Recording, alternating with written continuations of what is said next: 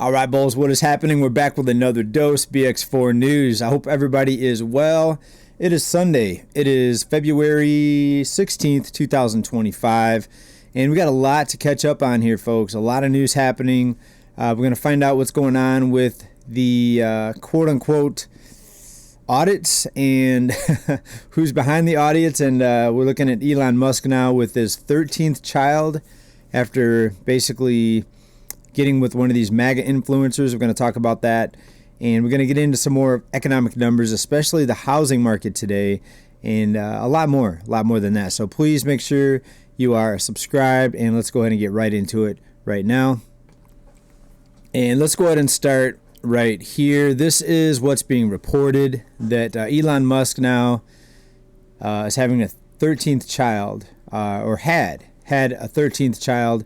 And I was doing for a search on this, and actually a movie came up. Apparently there's a movie called 13th Child. Looks pretty scary and evil. A clever DA assistant is sent to investigate.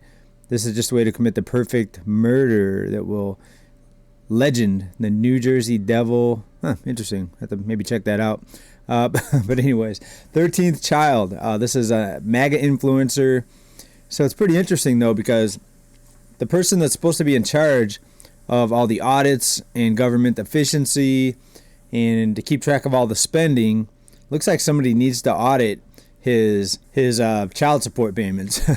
And I'm not trying to bash on the guy. I mean, there's a lot of fans of him out there. I know some of you will get triggered just for me talking about this, but this is what's in the news, folks. I'm not making this up. I'm not, going out of my way to, to try to find this. This is what's in the news. 13th child. Wow, and there's articles here, how much he pays in child support. I guess let's check that out real quick before we get into some other news here. 13th child, and how much does he pay on child support? We've got ads popping up here. Let's see here. Wonder how much he actually pays. I was just thinking the same thing here. Reports indicate that, more pop-ups. It's indicated that Texas child support laws cap payments at about $2,760 per month per child for up to 3 children. So what happens when you get to 13? I mean, even somebody that's as rich as Elon Musk is going to be capped at that. I can't believe that. And even if he was capped at that, it seems like he would just pay all the costs and not just pay the minimum here. So it's very interesting. And we also see protests that are happening with some different areas here. Different people out there protesting the basically the audits and protesting Musk there, and people selling their Teslas. Even some celebrities, they're saying they're no longer going to drive Teslas, right? So it's very interesting. It's kind of this, as I often call it, the left versus right thing, where one side thinks they're better than the other, and then the other side's bad, folks. To me, both sides are a scam. I mean, look what's happening right now. We had the current president out there putting out a meme coin that shot up in price and then it crashed back down. A lot of people lost a lot of money. I'm sure certain people got out before the crash, if you know what I mean. Kind of like the stock market being manipulated. Folks, if you think these people out there aren't doing what they're doing right now just to get more money and power, I think you're mistaken. And again, I could be wrong.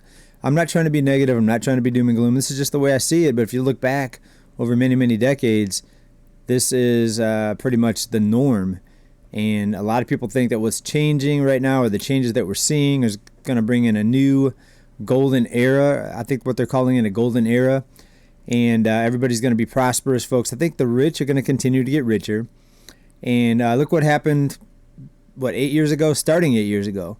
So from 2016 to 2020, did the rich get richer? Yeah. Did we see corporate tax cuts? Yes. And is it going to continue? The rich get richer? Of course, I think it is.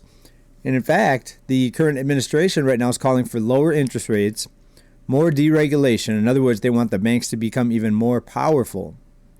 You think they're powerful now with no reserve requirement, and it's just going to get more, because this whole thing is based on lending. So if you start putting restrictions on the bank or banks in the banking system, this whole house of cards comes crashing down. Most of you know this. This is all leveraged and propped up by people spending money they don't have. Well, what's going to happen when 2 million plus federal employees can no longer go out and just shop till they drop. That's what a lot of people I think are asking right now. So that's deflationary. So maybe they're trying to throw in some inflationary things like more deregulation of the banks to offset some of the deregulation. So then prices won't crash, but they won't rise either.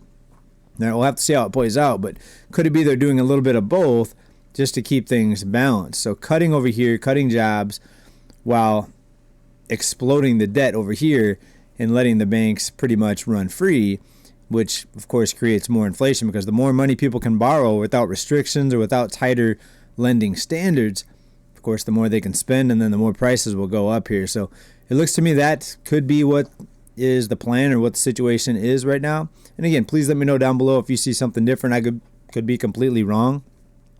But I think if you look back on this channel where I've been warning people that inflation is just going to continue to get worse, the housing bubble wasn't going to go bust, car prices aren't going to crash like many other channels predicted, I think you'll look back and see that we've been one of the most accurate channels out there. And I don't get a chance to watch the hundreds, maybe thousands of different financial channels out there, probably tens of thousands.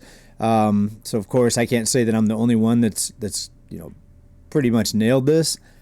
But I think it's been pretty accurate.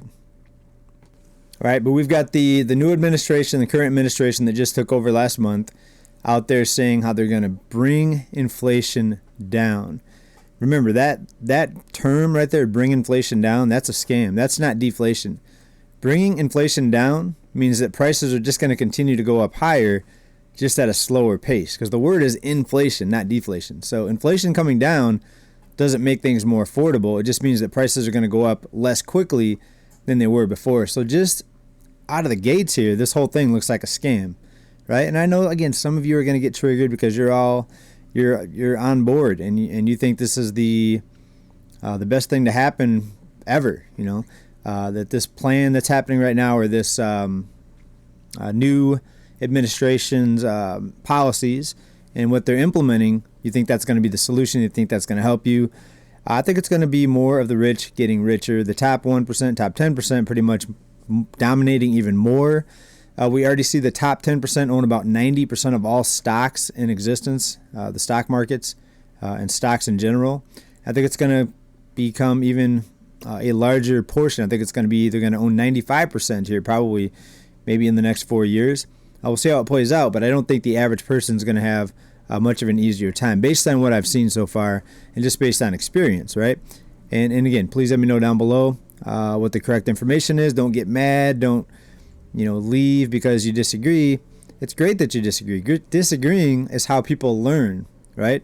If everybody agreed, no one would ever learn anything new, because everyone would just say, yep, you're right. Yep, you're right. I agree. That's right. When people disagree, that's when they have things to talk about, things to maybe even debate, or things to go back and forth on. So let me know about this down in the comments, folks. Corporate America's souring profit outlook clouds equity rally. That is out of Bloomberg. And what are they saying here out of Bloomberg?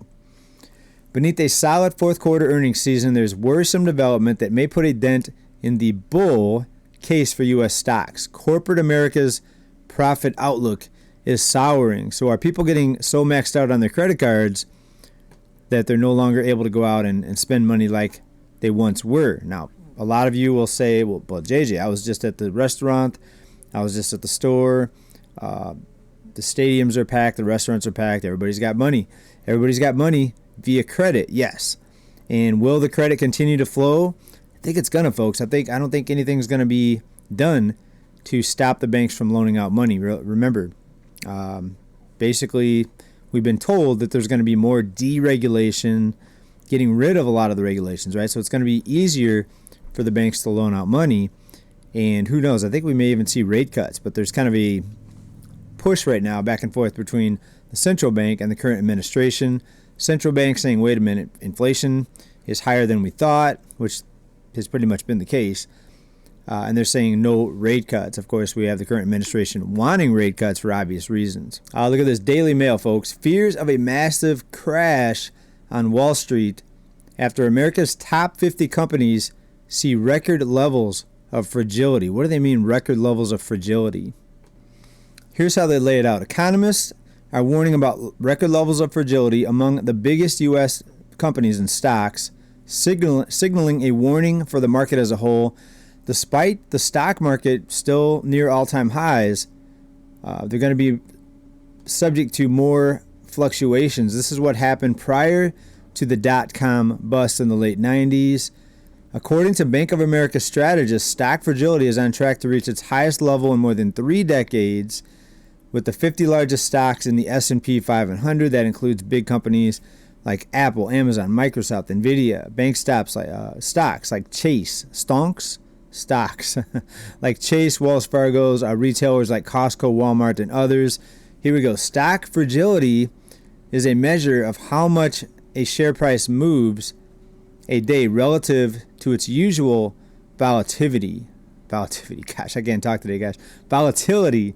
The increased jitters amongst popular stocks is a warning sign for the broader market. So we're seeing this volatility, these fluctuations, and people are saying that this is similar to what happened before prior market crashes. And there's been some theories and some speculation about why we see this type of volatility before market crashes. One of the beliefs is that you have a lot of big money people, a lot of billionaires, institutions selling off a lot of stock, and then you have some entities out there, like, for example, the plunge protection team, saying, no, we don't want the market to crash, so they pump in a bunch of money into the stock market. Now, can we look into their books and see if that's what they're doing? Can we look into their daily operations and say, yeah, that's 100% it? No, but you have to look at what makes sense, and to me, that makes sense as far as the explanation for the volatility, right? But if there was a plunge protection team that's always there to keep the markets propped up, then why do we ever see, or why have we ever witnessed throughout history stock market crashes, right? So you have to ask yourself both questions. If there is a plunge protection team, why are they letting it crash? Or could it be for more wealth consolidation? So they know it's going to crash, and all the people behind it, the plunge protection team and everyone around it are involved in it, they get ready to sell all their stocks, then they come in and buy stocks at a much lower price, right? Could it be that? I don't know. Again, we don't have a way to look into it. We don't have cameras on all the walls at all these entities, but you have to look at what makes sense, right? And to you, would it be shocking? Would it be surprising that there were people out there doing things like that to make money? Of course not. I mean, I think that would make perfect sense. That's what people want to do. They want to make more money, and they'll manipulate things. They'll lie to you. Everyone from the local used car dealer all the way up to the big money, the billionaires. I think they're looking to scam and get an edge, whichever way they can. The cost of living, folks, having a big effect on people. Let's talk about this here for a second. Out of Desert News, a lot of young women getting sterilized. Surgical sterilization is on the rise among young American women during the global fertility crisis, and a lot of it's financially influenced, right? People can't even afford their own cost of living, let alone starting up a family.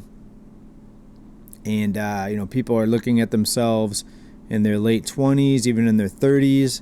They don't have any kids. They're loaded up with debt. They're renting or maybe living with roommates. Can't afford a house. And they're saying, I can't even afford myself. How can I afford kids? Let's go out and get this procedure done. So it's pretty interesting. I mean, I think that's a big part of it. It even goes on in this article to talk about a big financial aspect of this. All right, let's jump into some real estate news, folks. We know the housing bubble still inflated. Not many price corrections here. Texas coming down a little bit, Florida coming down a little bit. Overall, the median home price nationwide down from about $420,000 down to about 415, or actually no, 440. Let me bring up the chart here.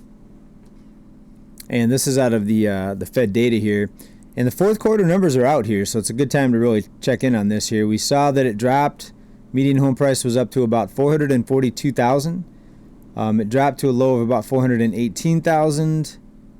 Actually, $414 in the second quarter of last year. Let's go ahead and zoom in, though, because it went up again, looks like, in the fourth quarter. Let's bring up a one-year chart. Went up in the third quarter from the 414 to 415, 300. Of course, let me bring it up here so y'all can look at it. Long-term chart here, folks. Fourth quarter numbers, I was zooming in. I just want to repeat that because I didn't have the chart up as I thought.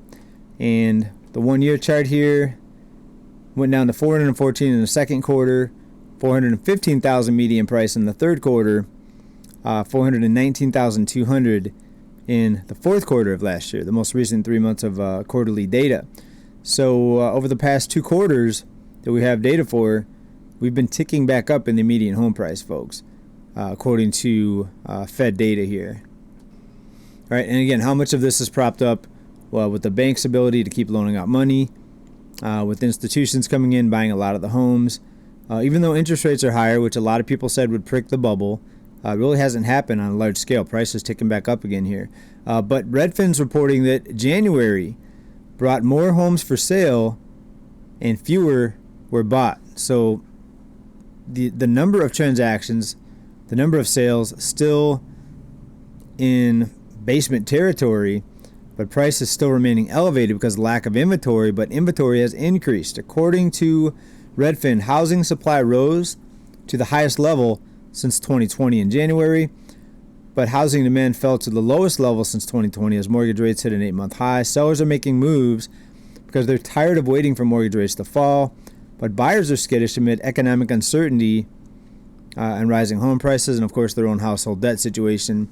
So at some point you would think there has to be a bursting of the bubble, a turning point in the housing market, but yet you see other things come out to keep the markets propped up, like the down payment assistance, like debt forgiveness. Imagine if they went out and forgave everyone's debt, or maybe just half the people's debt. How much more spending power would people then have? They would go out and run up debt all over again. Home prices would start going back up. Car prices would shoot back up dramatically.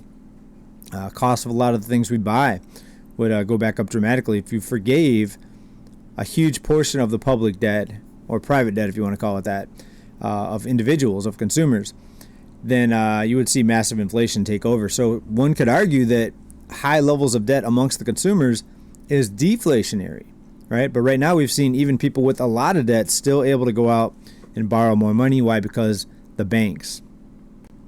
Also out of Redfin, housing supply is piling up. Sellers enter the market, but buyers stay on the sidelines. So how drastically are we seeing an increase here? New listings are up 7.4% from a year earlier. Not a huge spike, but worth mentioning. While pending sales are down 6%, sales are slowly, most because high home prices and higher mortgage rates. In Los Angeles, pending home sales rose after 5 weeks of declines, possibly due to an influx of affluent buyers who lost their homes in recent fires. There are 5 months of for sale supply on the market nationwide. That's up 4.4 months in a year, and the most since 2019. Inventory is piling up because more sellers are listing their homes while fewer buyers are waiting into the markets, right? So is the housing market finally taking a turn? Are we going to see a housing market correction? Or home prices just going to go back up with the deregulation, right? And maybe the lower interest rates are going to end up cutting rates and buying enough bonds to bring the market back down. Is it going to be more of the same? Or are we on the precipice? Are we on the edge of a historical change, a historical shift? Many people are saying with everything happening right now with the audits and the new administration is that we're on the verge of a historical transformation in the economy, in the financial system as a whole, right? A lot of people have different opinions on this. It's very wide as far as the opinions, and it's very opposite and even conflicting, right? Some people say it's going to get worse. Other people say we're on the precipice of something massive, a massive transportation. There I go again. Transformation. I need to drink some coffee, folks. Transformation of the entire system that's going to benefit the people. My concern is, and I think I'm right on this, my concern is that, yes, we're on the verge of a massive transformation, but it's going to be better for the billionaires, right? Because look who's running everything right now, folks. Government efficiency, the administration, it's made up of billionaires, folks. And you think the billionaires are going to do what's best for the people or for their billionaire cohorts, right? And again, maybe I'm wrong. I hope I'm wrong. I could be. Let me know down in comments, folks. As always, thanks for being here. Keep ahead of the financial curve. Make sure you subscribe, folks. Come back to this channel. Let's have a chat down in comments. Big love. Bye for now. Peace.